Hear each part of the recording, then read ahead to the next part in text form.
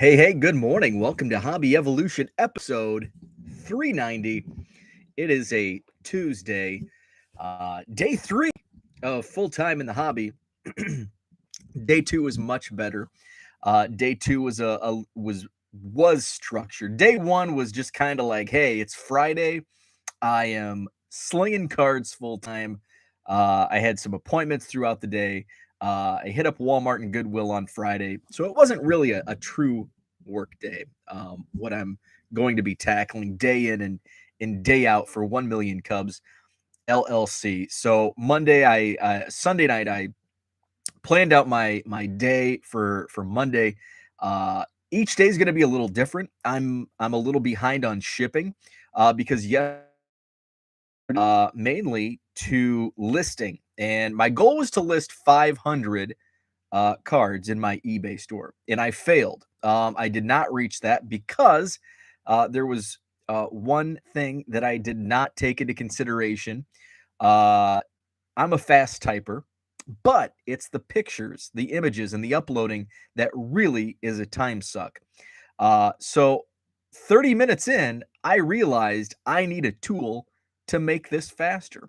And I believe a week ago, I talked about various card scanners and was looking into going down that route, but I wanted to test the waters because it's a big expense. It's a $500 to $800 scanner, and what I'm talking about is not a flatbed scanner, but a scanner where you can just feed the cards in, and boom, boom, boom, boom, they can scan in seconds. So I looked into that and realized, okay, I'm just starting out. Let's kind of take it easy, and I don't think I need to jump at one of these card scanners at this juncture. But 30 minutes in, I realized, yes, I do. It took me almost 45 minutes just to snap photos of 230 cards. So I listed 1971 top singles. You can check those out in my eBay store, 1millioncubs.com. The link will take you to the eBay store. So I listed 230 1971 tops cards. I took the photos, took me about 45 minutes. Boom, right away, I realized this is going to take forever. At this rate, I am not going to get my 500 listings done today. And I started right after I ended the Hobby Evolution episode yesterday. So about 7:30. So by 8:15, taking all the photos. And that's when I went back, and thankfully for Frank, he has been awesome. Frank Lubatti, and I hope I'm pronouncing his last name right. So Frank had reached out to me a few days ago and showed me a video. So he watched the Hobby Evolution video about the card scanners, went ahead and bought one and used it. Saved him a ton of time. And I'm going to go back to, he gave me the numbers on the time it actually saved him. And again, the scanner that we're using is the auto feed, where you just feed the cards in. It's not a flatbed, because flatbed scanners can take so long, and you're thinking, well, you can do 9 at a time, but then you have to crop them. So Frank did 247 cards, and it took it 7 minutes. 7 minutes to the computer, and then all you need to do is boom, copy and paste, bulk upload into Image Shack. It took me about 3.5 hours to do all of that, which will now take minutes. So a huge time saver. So once the scanner comes in, so I bought the scanner, boom, yesterday morning, before I even started uploading the photos, and doing it in the way that I'm uploading to Image Shack by taking pictures on my cell phone, because it's faster. What I thought was faster. And then there's no option to bulk upload from your phone. You can do that on a laptop or a desktop, but not from a mobile device. So you have to upload each individually, and it takes some time to get those uploaded. A lot of time. So the whole process of 230 cards took me roughly 3 hours, 3.5 hours. And then once I kind of felt comfortable with where the pictures were laying out the cards in Image Shack, because I'm typing in the data based on how they're lined up in Image Shack, so I can bulk copy and paste. So I'm not copy pasting every single boom over to the spreadsheet back to the, so just saving so much time. So the $500 investment in this card scanner is going to pay off within a week. What's up, George? Good morning. You'll be happy that you got it. It's a business expense that will pay for itself quickly. Exactly. It's going to pay for itself, almost immediately, like day two, probably. Maybe not day two, but maybe a week. It'll have itself paid off just by the sheer volume that I'll be able to add. What's up, Zach? Good. It's because, and you're thinking, well, why didn't you think of this before you started? And here's, I guess, a misstep that I took was when I was working a desk job, working a day job.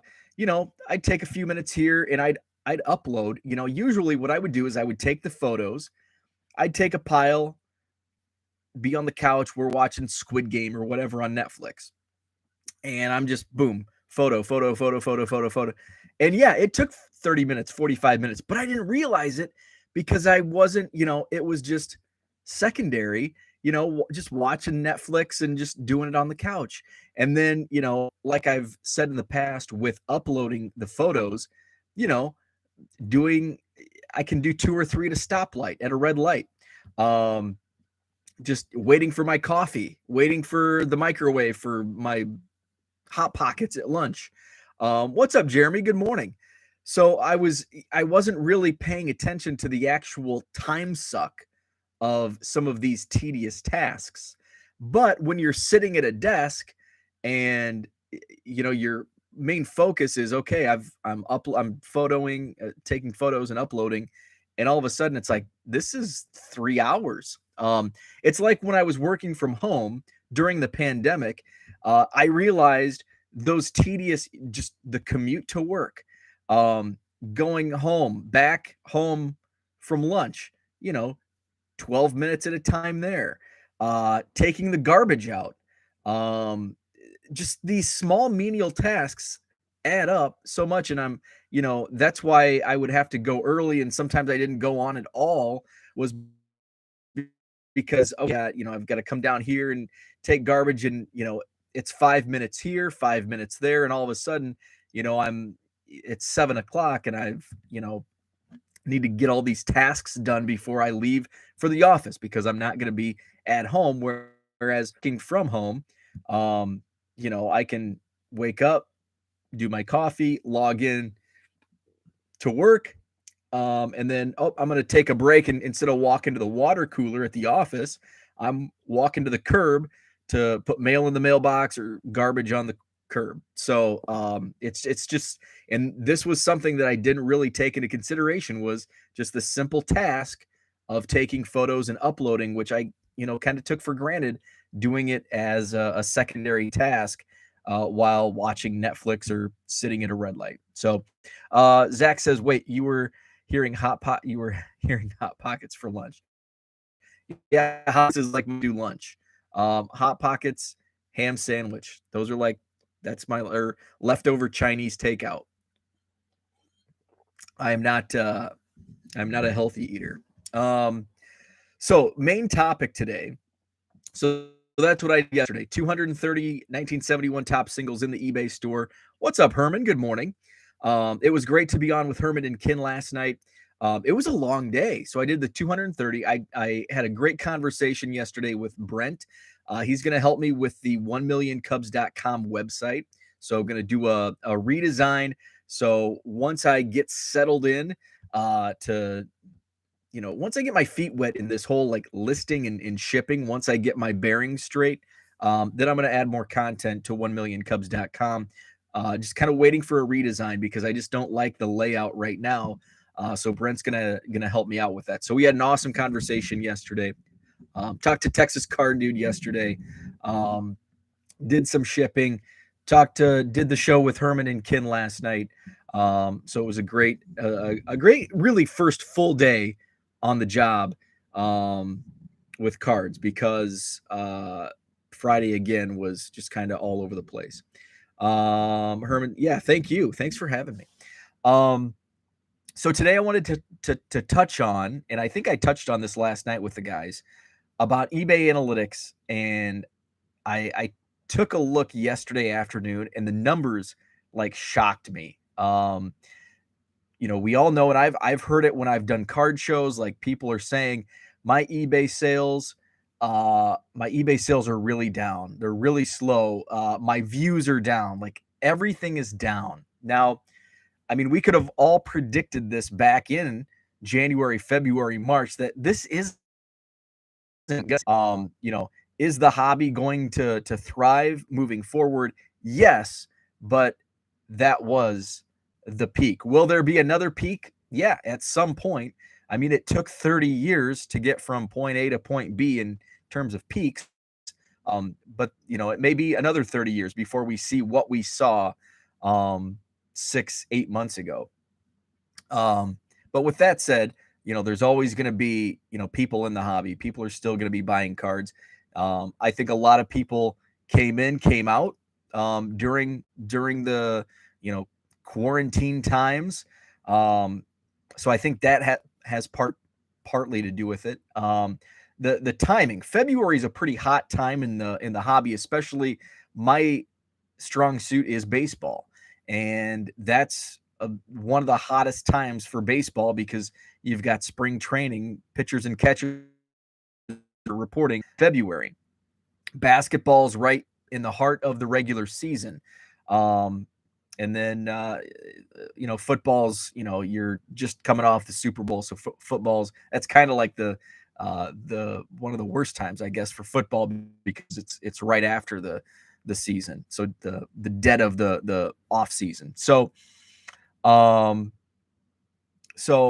that was I think there's a little bit of that going on. There's a little bit of the eBay's algorithms. You probably heard that a lot. Because eBay's done a lot of change ups within the trading card category because they saw such an increase in activity within the trading card category. So they've made a lot of positive improvements to selling cards on eBay. And I think there's been some drawbacks as well. And I think one of those drawbacks is with the required and recommended specifics and what is that doing to the algorithms. And I think that is affecting things as well. So I think it's not any one thing. It's not the hobby's dying. It's not, it's not completely that. There is a drop off just because that was the peak. We're not going to see it back to that point in the near future, I don't think. It's this is kind of one of the slowest times. Fourth quarter is a slow time in the hobby, and you think Christmas, but really, Christmas time's kind of is a great buying time. You look at blowout cards, and I don't know what their sales are going to be like this year, but even last year in the as we were getting close to that peak, they had some great sales, and I was able to, of course, the time in February, March, April for great profits. What's up, Diego? Good morning. So winter, these next 3 months are one of the slower times in card sales, and you're probably, some may say, and you're starting full time in the worst part of the year to do this, but I've mentioned this in the past that it's actually, for me, I kind of I thrive on it because it is a slower time, so it's going to push me harder. Sales are going to be down, so it's going to push me to list more. It's just going to push me more, and with the lack of sales, gives me that extra time to list and really build up the eBay store moving forward. So let's take a look at the actual stats. And I knew my stats were going to be down, and I'm sure they're down for everybody. So if you go and I may have a different dashboard on eBay than than if you don't have a store. So I have the eBay store, so I have like the seller hub. So I go to the promoted listings. So I do promote most of my listings, and I'm going to go through because I haven't figured out how to promote them automatically in File Exchange. So I'll go back after about 1,000 and then I'll promote. And I do see an uptick. What's up, Andrew? Good morning. You got to start sometime, right? Exactly. Um, and also, I mean, mainly I like this starting point for me going full time because I live in Wisconsin and it gets frickin' cold and snowy up here, and I don't want to leave the house, so it gives me more time inside. So my impressions for the month of September, last full month, to look at my impressions. And again, impressions are basically eyeballs. Who's click. So an impression is, say I'm searching for Oscar Gonzalez because that card's laying on top of a pile here. So I'm going to search Oscar Gonzalez, and one of my cards may pop up, with the first two, but maybe maybe either the person that searched for Oscar Gonzalez either isn't interested in this particular card or it's higher priced than others. So he's just going to scroll on by, but he saw it. So that's an impression. And then once you dive deeper, say it is something he likes, it is a price he likes, he's going to click on it. That's another analytic that you can look through in the eBay dashboard. And then obviously it tracks sales and all that, and your conversion rates and different things. So my impressions for the month of September, 3.8 million. And that's on, I would say, an average of 3,500, 3.8 million impressions, 3,500 active listings on average through the month of September. So let's take it back to February, which was the peak in trading cards. So we'll go back to February, and remember, September on about 3,500 listings was 3.8 million. How about February? Couple less days. Also, my average active listings in February was about 3,000. So about 500 less listings. Guess what my analytics were in February? Impressions. September, 3.8 million. February, 7.6 million impressions in the month of February. 2 less days, 500 less listings, and about twice as many eyeballs on my trading card listings. I was shocked to see that number. I think, and again, I think there's a lot going on. It's not just the hobby decline, which there is, and it was inevitable, and we all expected it. So there is a decline in the hobby. It's also the timing. October, traditionally, less sales in trading cards than February, especially with what my inventory is. My inventory is mainly baseball. So I'm going to have less eyeballs and sales in October than I will in February. And we'll go back in how many months is February? 4 months. We'll go back or 5 months because we'll have to look in March.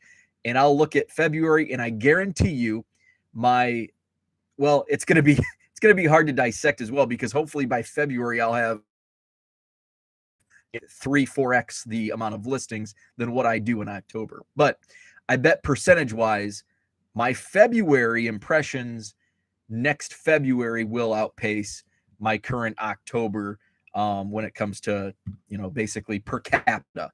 But I found that supremely super interesting in those stats from February to September. Diego says I left a few impressions in my day. That's right. Also, it's often better in business to ease in than be overwhelmed out of the gate. Definitely. Absolutely, no doubt about it. If you've got a penny per impression, you would have a monthly salary right there. I like it. Let's take a look at October, and we're basically 18 full days, October. And let's just see if we're how we're pacing in October. So 1.8 million. So actually, October is a little less than the outlook for October is less. Now those impressions are going to go up because I continue to add more listings. Also, I probably have about 1,000 active listings that are not promoted. So I'm going to I'm going to go ahead and I'm going to create a new promotion. So I have a September campaign. We'll do create a new campaign because I'm sure simple setup. We want a standard. Let's see. So they changed the campaign types because now there's the advanced, which is in beta, which you can. It's basically like Google Ads, Facebook ads, where you pay X amount, which I'm not interested in. Maybe down the road I'll look into that, but right now I'm just looking into bulk. So automated is best for sellers who prefer a quick setup, daily ad rate updates, and automated listing promotion, dynamic inventory with high turnover, ad rate strategies that prioritize competitiveness. What's simple? Simple is best for sellers who prefer a guided experience, visual listing, and ad rate selection with recommendations, flexibility to select across different listing and ad rate strategy. And then bulk is, okay. So this is different. Let's start with simple and see how that goes. And here's where I should be doing this on StreamYard. So let's see, promoted listings. Maybe I won't do this on how many. So let's take a look at. It looks like I have a 865. I'm going to go back and maybe try bulk.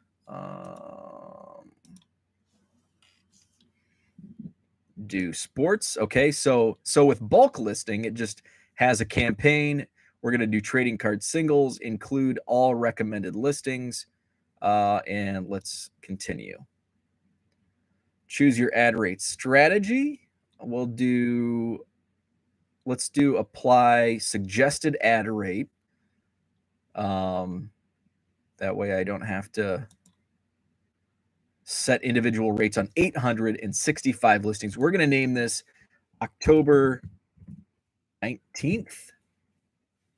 And we're going to launch this campaign. So we'll see what type of, so I just did 865 promoted listings for everything in my, that hasn't been promoted yet. So we'll see how the analytics change here over the next, usually it takes a full day to really kick in. So we'll take a look. Today's Tuesday. So by the end of the week, we can take a look and see if the needle moved much with the 865 additional promoted listings.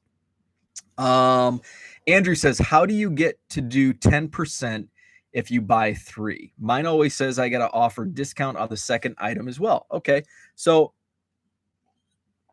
Andrew, what I think I'm going to do is I'm going to answer your question now, but I think I'm going to readdress that tomorrow using StreamYard so I can actually show the screen. But 10% discount. So I assume you have a store. Go to My eBay, go to selling under the My eBay tab. And so this one, I don't use this one as much, so it may take me a second to gain my bearings. So go to listing. So you're in your seller hub. Now click on right below seller hub. There's going to be marketing. So you're going to go to promotions under the marketing tab. And then you can go down to manage promotions, and then you can create a promotion. They've added coupons, which I haven't looked into yet, but it seems like something that I might be interested in. So you can go to on the far right. There's a create a promotion, and you can do several different. You can offer the shipping discounts, volume pricing, the coupon, order discount. So I do volume pricing for my buy 3 get 10% off. So click on volume pricing. And then you can name the volume pricing 10% or whatever you and there's tiers. If you buy one item, there's no discount. If you buy 2 or more, you can save. Say you want to set that up I think I have mine set to 0 on 2. But then at 3, I have a 10% discount. And then you can also do buy 4 or more. And I also have that set to, I think, 10%. So that's how you get there. So let me know if that doesn't make sense. I will. I do plan on doing, and I touched on this last night with Herman and Ken, that I do plan on doing some tutorial and how-to eBay videos.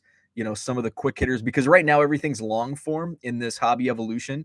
So I know some people, if you want to learn stuff, you can't see it. It's just me talking. So it's a little more difficult to comprehend and put into practice. So I want to do I want to do some tutorial video quick hitters where it's spelled out. I'll use some StreamYard. Okay.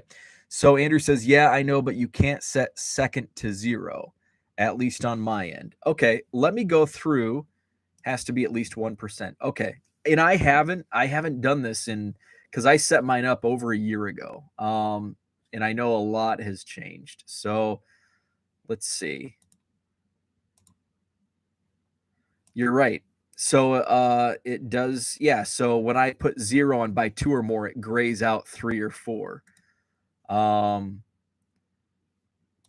I guess in the interim, maybe offer that 1% at 2 or more, and then go to 10% on 3 or more.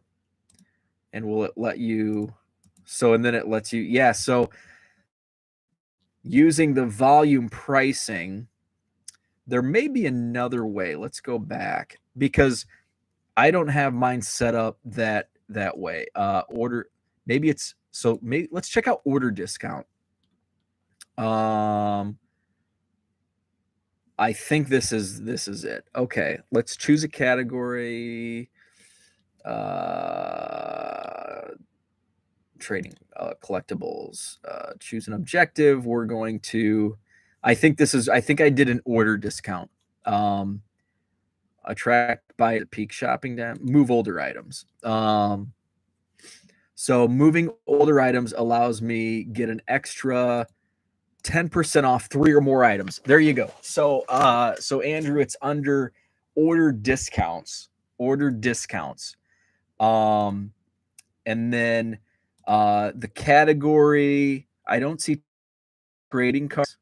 Oh, do store wide.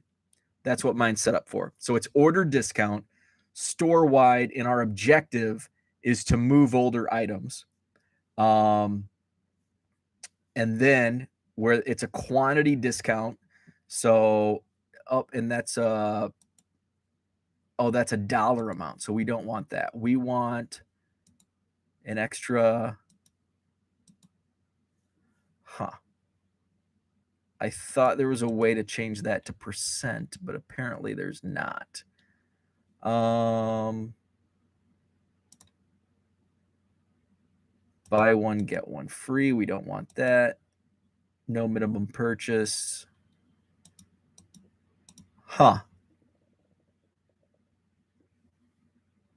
Let's see all offer. Okay, here we go. And then you're going to have to click on see all offer types. Then we can do, an extra 10% off. And it doesn't let us choose 3. It has to go 5. Buy. Oh, we don't want that. So they have changed this up since I last went in here. Buy one, get one. We don't want that. We don't want quantity. Buy one, get blank at.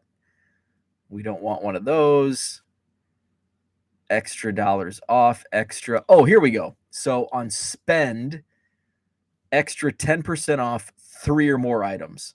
So that was more difficult than I thought. So Andrew, it's you have to go into order discount, store wide.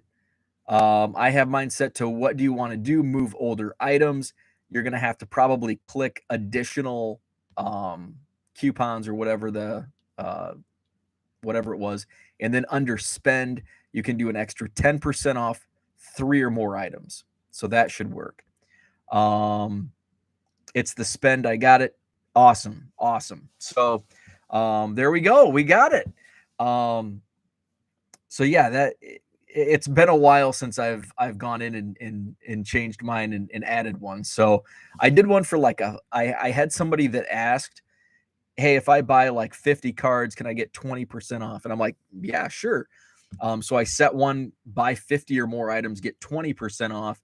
And I think it's only been used like 3 times in the year and a half. And